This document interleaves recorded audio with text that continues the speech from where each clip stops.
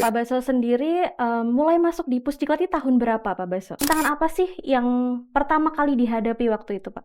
Saya melihat kemajuan Pusdiklat luar biasa ya. Kita juga sudah Jujur nih Pak, ini masih belum gimana ya, belum siap sepertinya nih. seperti Government Transformation Academy itu setiap tahun peminatnya Satu nih Pak Baso, kira-kira apa yang paling berkesan Pak? bagaimana kita bisa memberikan layanan.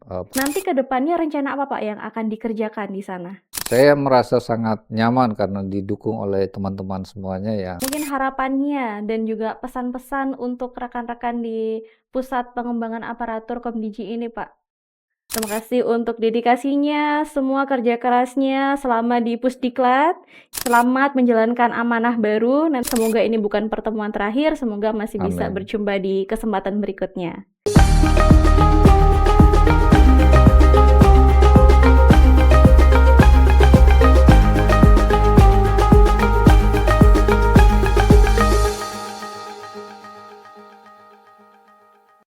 Hai Sobat Kom semua, jumpa lagi di Bonjer Update kali ini bersama saya, Sistine. Hari ini kita akan membahas sebuah topik yang sedang hangat diperbincangkan, yaitu tentang perubahan nama instansi. Yang sebelumnya berdasarkan Peraturan Presiden Nomor 140 Tahun 2024, di mana disebutkan bahwa Kementerian Komunikasi dan Informatika berubah nama menjadi Kementerian Komunikasi dan Digital atau akrab disebut dengan Kemkomdigi. Nah, kemudian adanya perubahan tersebut juga perlu penyesuaian di internal Kemkomdigi sendiri yang diatur dalam Peraturan Menteri Komunikasi dan Digital Nomor 1 Tahun 2025, di mana satuan kerja kami yang sebelumnya akrab disebut dengan Pusat Pendidikan dan Pelatihan atau Pusdiklat, saat ini berganti nama menjadi Pusat Pengembangan Aparatur Komunikasi dan Digital. Yang perubahan tersebut ternyata juga diikuti dengan perubahan pimpinan setingkat eselon 1 dan juga eselon 2. Yang sebelumnya kami di Pusdiklat dipimpin oleh Bapak Dr. Andes Baso Saleh MIKOM. Ternyata beliau saat ini ditugaskan nanti sebagai Kepala BPSDMP Komdiji Makassar. Nah, untuk membahas adanya perubahan-perubahan tersebut, beliau hari ini sudah hadir sebagai narasumber. Langsung saja kita sambut beliau, Bapak Baso Saleh.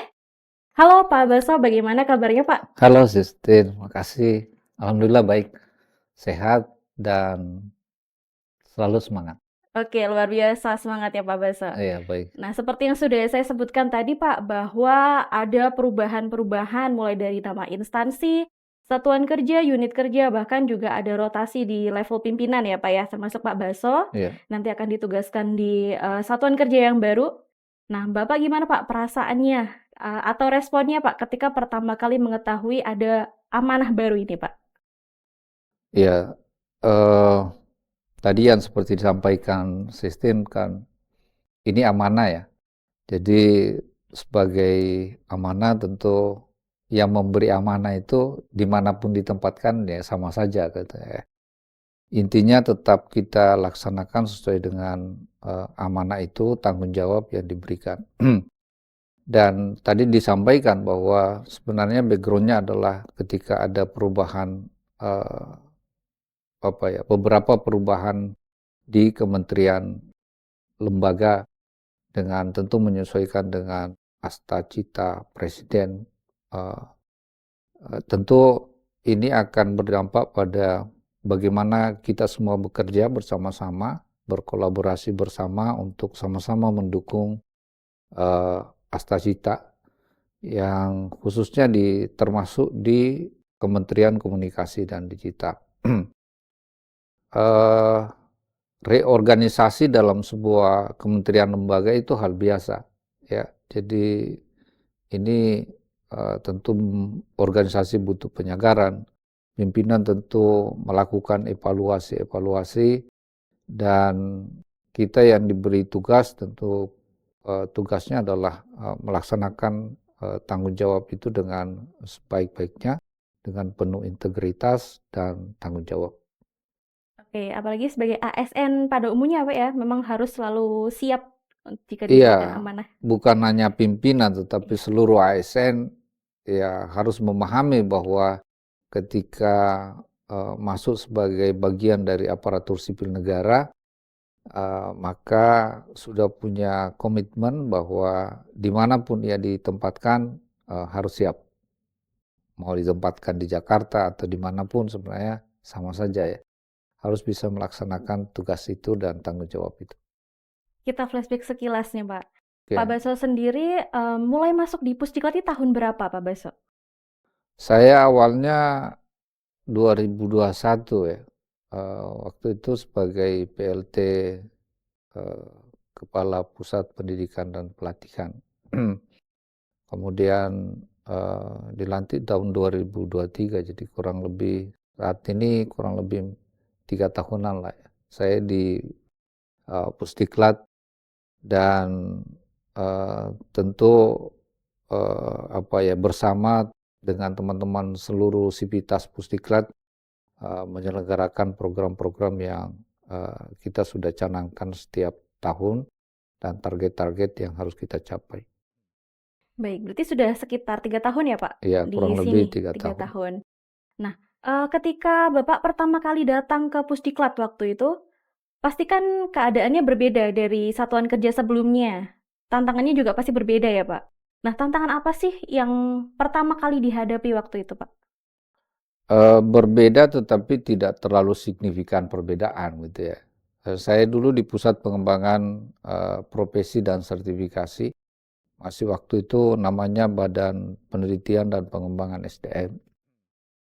Di situ juga sama-sama tugasnya adalah pengembangan SDM sebenarnya yang eh, mungkin bedanya bukan pada ASN. Kalau Pusdiklat itu kan lebih prioritasnya pada aparat pengembangan kompetensi ASN. Nah, tentu berbeda adalah di Pusdiklat ini pelatihan-pelatihan diselenggarakan tentu punya standar pakem yang khusus ya, karena menyasar ASN dan juga kelembagaannya itu eh, harus sesuai dengan standar-standar pengembangan kompetensi ASN. Eh, Termasuk juga Pusdiklat harus mendapatkan akreditasi dari lembaga administrasi negara. Nah, ini yang penyesuaiannya di situ ya. Jadi masuk sebagai khususnya untuk bergelut dengan pengembangan kompetensi ASN. Mungkin bedanya hanya sedikit lah. Oke, jadi tidak terlalu signifikan ya, Pak, Iya. yang dihadapi. Jadi adaptasinya bisa lebih cepat gitu ya? Adaptasinya lebih cepat dan sebelumnya juga sudah banyak mengenal dengan teman-teman di Pusdiklat kan, jadi ya bisa berjalan dengan baik dan tentu semuanya karena didukung oleh teman-teman di Pusdiklat. Sebelumnya kan juga masih satu unit kerja ya, Pak, dari Posyandu Iya, dan juga di Pusdiklat sama-sama nih. satu unit kerja di Badan Penelitian dan Pengembangan SDM. Dulu masih ada riset dulu waktu itu di Badan Litbang. Sekarang menjadi eh, dengan organisasi baru ini namanya Badan Pengembangan SDM Komunikasi dan Digital. Oke, kala itu tahun 2021 Bapak ke sini, itu kan sudah termasuk masa pasca pandemi ya, Pak? Iya, eh, mungkin waktu itu karena Pusdiklat sempat apa ya, hampir berhenti ya menyelenggarakan pelatihan-pelatihan di Pusdiklat karena eh, pandemi. Jadi memang keluar dari pandemi itu banyak hal yang harus penyesuaian. Termasuk di Pusdiklat ini apa sarana dan prasarananya. Dengan melihat perjalanan ini, saya melihat kemajuan Pusdiklat luar biasa ya. Kita juga sudah punya studio yang saat ini kita bisa manfaatkan bersama dan saya kira ini adalah sarana pelatihan yang cukup bagus untuk kita manfaatkan karena bisa menyasar banyak sobat kom di seluruh Indonesia. Iya, salah satunya studio dan juga sarpras lain banyak pengembangan ya, Pak, di sini. Iya, termasuk sarana Selain prasarana penginapan, asrama maksudnya iya, ya. Fasilitas kita juga punya fasilitas olahraga, fasilitas ibadah dan seterusnya dan termasuk kelas-kelas kita sudah lengkapi dengan berbagai sarana prasarana pendukung yang cukup bagus lah menurut saya. baik. Selain sarpras, Pak, kalau dibandingkan dengan pertama kali Bapak masuk ke sini, perubahan apa saja yang bisa Bapak rasakan nih? Ya tentu ada aspek lain yang kaitannya dengan program ya. Kalau dulu eh, Pusdiklat lebih hanya internal kementerian, hanya ASN di Kementerian Kominfo waktu itu. Sekarang ini Pusdiklat yang namanya sekarang Pusat Pengembangan Aparatur Komdigi tidak hanya menyasar ASN internal Kementerian Komdigi, tetapi juga ASN seluruh Indonesia. Kita punya program yang cukup apa namanya ya, Dikenal gitu, cukup dikenal besar. dan kita banggakan bersama gitu ya, yang sekarang kita sebut dengan Government Transformation Academy, dan yaitu pelatihan-pelatihan teknis di bidang digital atau bidang komunikasi dan digital, dan juga pelatihan yang menyasar pimpinan, namanya Digital Leadership Academy. Saya kira dua program ini khususnya yang menyasar eksternal cukup saat ini sudah sangat dikenal banyak kementerian, lembaga, dan juga pemerintah daerah. Nah, selama 3 tahun di Pusdiklat, Pak, Bapak kan sudah merasakan dinamikanya nih, apa saja yang sudah terjadi, apa yang sudah dilewati, mulai dari kerjasama dengan berbagai pemerintah daerah, maupun juga kerjasama dengan universitas luar negeri, bahkan juga beberapa kali pergantian menteri juga ya, Pak.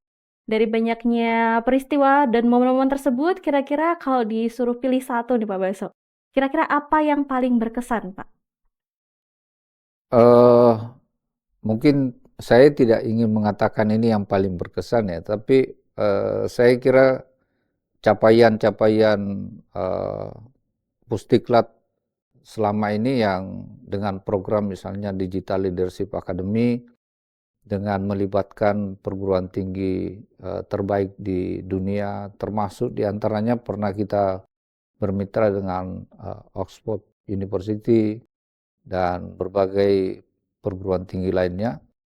Juga kita bisa masuk dan cukup diterima di pemerintah daerah dengan pelatihan ini. Tetapi bukan hanya itu, pelatihan-pelatihan teknis yang lain seperti Government Transformation Academy itu setiap tahun peminatnya terus bertambah dan semakin banyak gitu ya.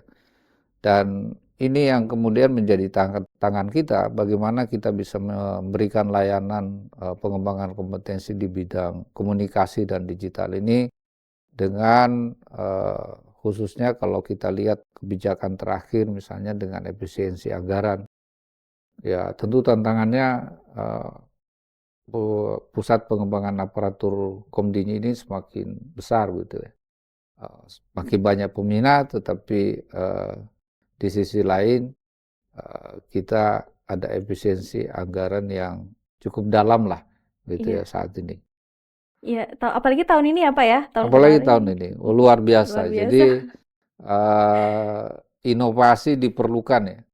Dan saya kira dengan memanfaatkan teknologi justru ini yang menjadi andalan kita dalam bentuk pembelajaran self-paced learning, kemudian pelatihan yang singkat yang kita sebut dengan micro learning gitu ya, atau micro skill.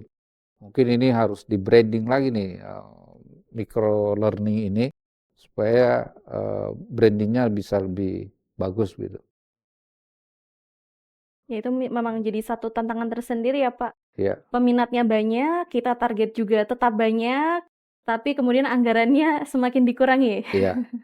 Dan salah satu eh, apa ya cara yang metode yang bisa kita gunakan ya itu tadi massive eh, MOC gitu ya, Iya. pembelajaran mandiri, dan itu saya kira harus dibiasakan. Saya kira kalau semakin sering kita menggunakan ini mungkin sudah terbiasa, dan saya kira juga tren pembelajaran misalnya di global tech misalnya, anggaplah kita sebut misalnya Microsoft misalnya menyiapkan pelatihan-pelatihan juga basisnya pembelajaran mandiri atau eh, apa namanya, bahkan ada yang micro skill, misalnya termasuk seperti ruang guru, maaf kalau saya menyebutnya, tapi saya kira ini juga bisa kita contoh dan bisa kita manfaatkan teknologi ini, karena memang sudah era digital dan memang yang perlu didorong ini semangat ASN ini untuk mau belajar secara self-paced gitu. Selfish. Oke, memang selfish ini bisa menjadi salah satu strategi ya Pak yang bisa Iya, digunakan untuk menghadapi tantangan tersebut.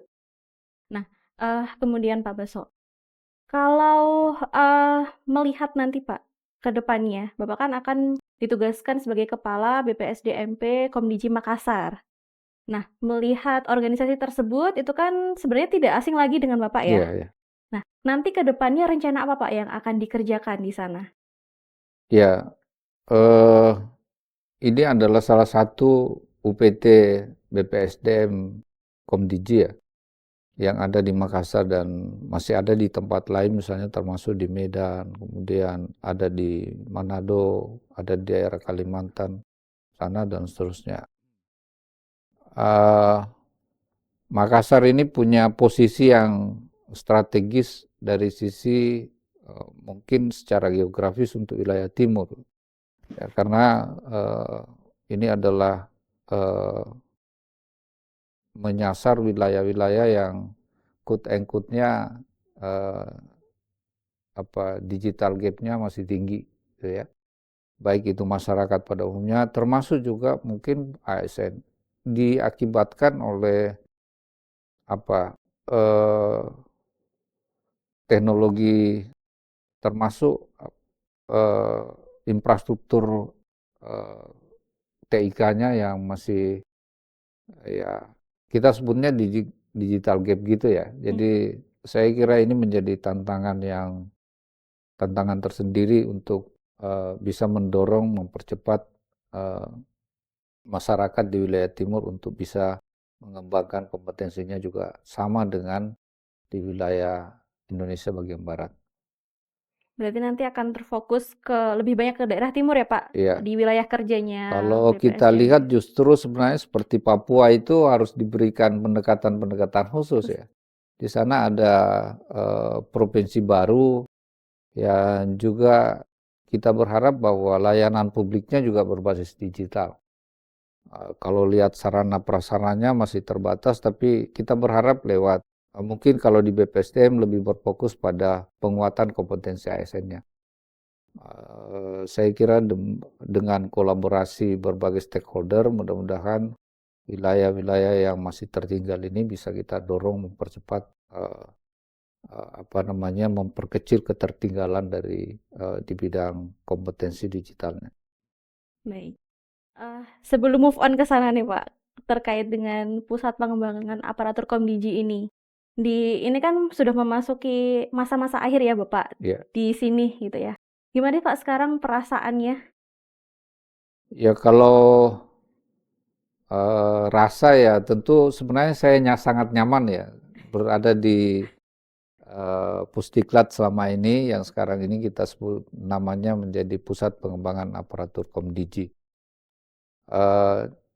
Nyaman bukan karena tidak ada tantangan, tetap ada tantangannya, tetapi eh, kebersamaan, kemudian apa ya, eh, dukungan dari teman-teman seluruhnya itu sangat tinggi sehingga pekerjaan-pekerjaan, program-program target itu bisa tercapai dengan baik. Ya, memang apa Pusbang ini ke depannya menjadi bukan hanya pelatihan, menjadi tugas-tugasnya ya. Sekarang dengan nomenklatur yang baru tentu ada fungsi-fungsi baru ya, tugas-tugas baru ya, termasuk bagaimana nanti kemudian Pusbang ini bisa mensertifikasi tidak hanya pelatihan tetapi juga bisa menyelenggarakan sertifikasi kompetensi. Uh, saya merasa sangat nyaman karena didukung oleh teman-teman semuanya yang uh, punya kompetensi yang bagus, punya dedikasi, punya tanggung jawab dan punya kerjasama yang baik. kalau boleh jujur nih Pak, ini masih belum gimana ya, belum siap sepertinya nih dengan adanya perubahan ini. Tapi mau nggak mau kan harus tetap Iya, harus. dijalani ya Pak Ya, ya. betul. Teman-teman juga merasa sangat nyaman gitu bekerja dengan Pak Baso selama 3 tahun ini. Semoga nanti ke depannya bisa terus masih bekerja sama ya Pak ya kita ya. Iya, Karena masih di satu unit kerja yang sama. oke, betul. Jadi eh, pusat pengembangan aparatur Komdiji ini kan apa namanya perpanjang tangannya ada di daerah-daerah ya. Jadi kita di sini di pusat tentu tidak bisa menyasar seluruh Indonesia dan saya kira eh, kuncinya adalah bagaimana bisa berkolaborasi dengan UPT. Kalau saya lihat dari posisi UPT, tentu harapan kita justru Pusbang Komdiji punya terus berinovasi ya dengan sumber dayanya yang potensial punya banyak tenaga-tenaga WI yang memang secara tupoksi punya menyiapkan pelatihan-pelatihan. Tentu harapan kita selalu bekerja sama dan kebutuhan-kebutuhan pengembangan kompetensi nanti kami sampaikan ke pusat ini Pusat. untuk menyiapkan pelatihan-pelatihan yang diperlukan. Siap Pak Baso. Yang penting kuncinya adalah kolaborasi terus ya Pak ya. Iya, kami sangat berharap bahwa eh, Satker Pusat itu bisa terus berkolaborasi dengan UPT. UPT. Terakhir nih Pak Baso. Mungkin harapannya dan juga pesan-pesan untuk rekan-rekan di Pusat Pengembangan Aparatur Komdiji ini Pak. Kira-kira apa Pak? Eh, iya, saya berharap bahwa tadi hal-hal positif ya.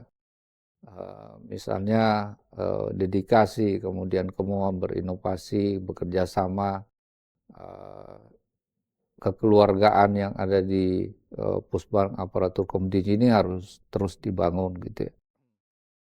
Terus ditingkatkan dan eh, tadi harapan saya melanjutkan yang saya sampaikan tadi bahwa eh, tentu teman-teman bisa berbuat lebih banyak di sini, punya fasilitas yang eh, cukup gitu ya, punya studio dan punya ruang-ruang kelas yang memadai, yang seharusnya bisa teroptimalkan pemanfaatannya untuk menyiapkan pelatihan-pelatihan yang sesuai dengan kebutuhan pengembangan kompetensi ASN. Eh, Kebijakan-kebijakan itu kita berharap lahir dari sini ya. Bagaimana memberikan eh, standar-standar kompetensi dan seterusnya untuk ASN, dan tentu harapan kita lahir dari Pusat Pengembangan Aparatur Komdiji. Kami sangat siap khususnya di UPT untuk mensupport misalnya baik itu misalnya mengidentifikasi kebutuhan-kebutuhan level satker di daerah dan seterusnya, dan ya mungkin satu lagi ya yang perlu ditingkatkan adalah publikasi program-program yang ada di Pusat Pengembangan Aparatur Komdiji ini supaya bisa lebih banyak dikenal oleh seluruh kementerian dan juga pemerintah daerah. Kita bekerja sama lah ya, memajukan khususnya di level satuan kerja Badan Pengembangan SDM Komdiji ini. Nah, kalau itu tadi kan pesan-pesan untuk rekan-rekan di Pusat Pengembangan Aparatur Komdiji, Pak Baso.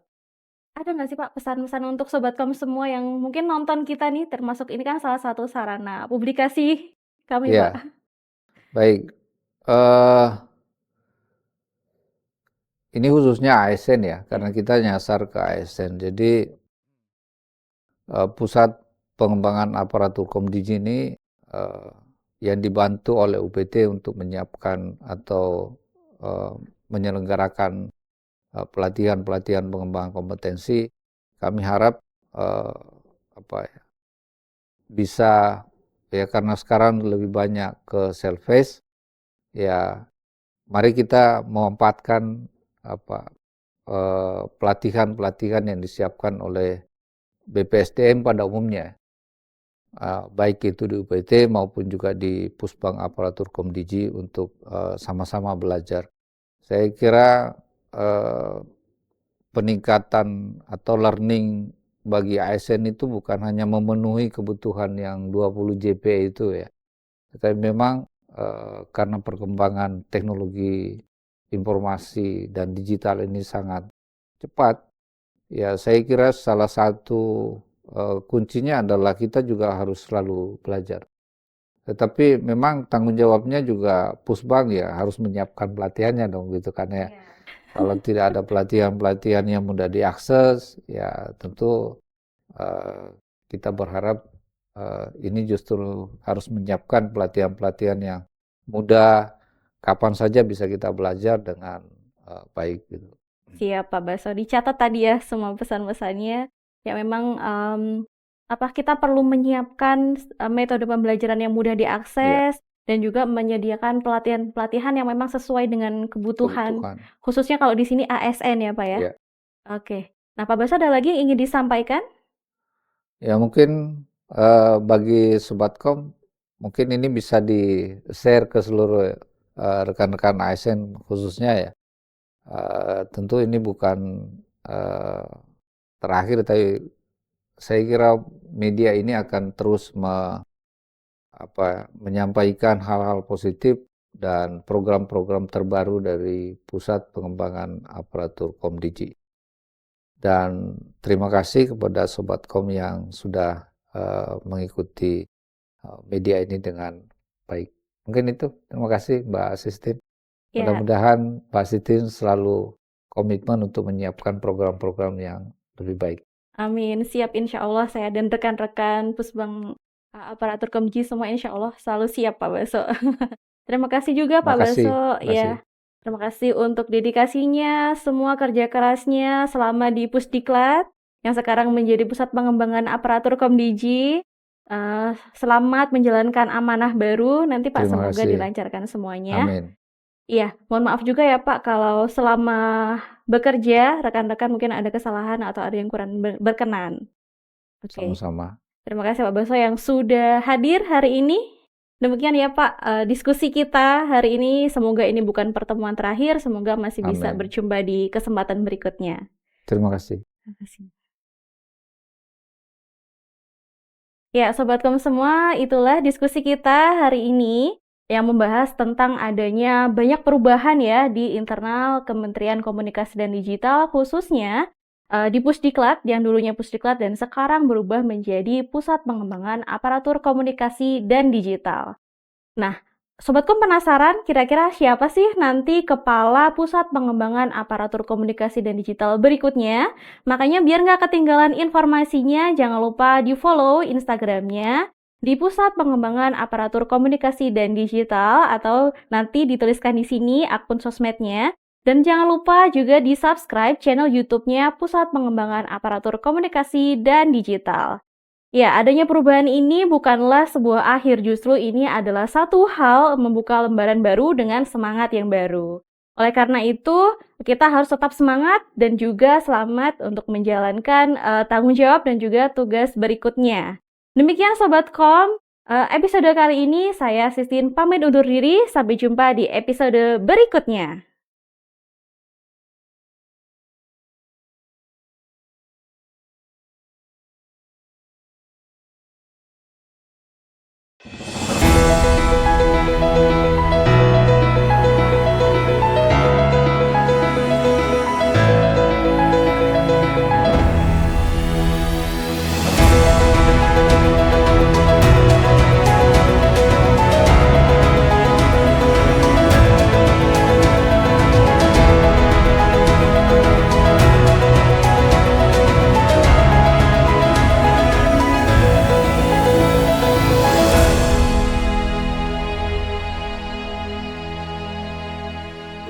Gimana teman?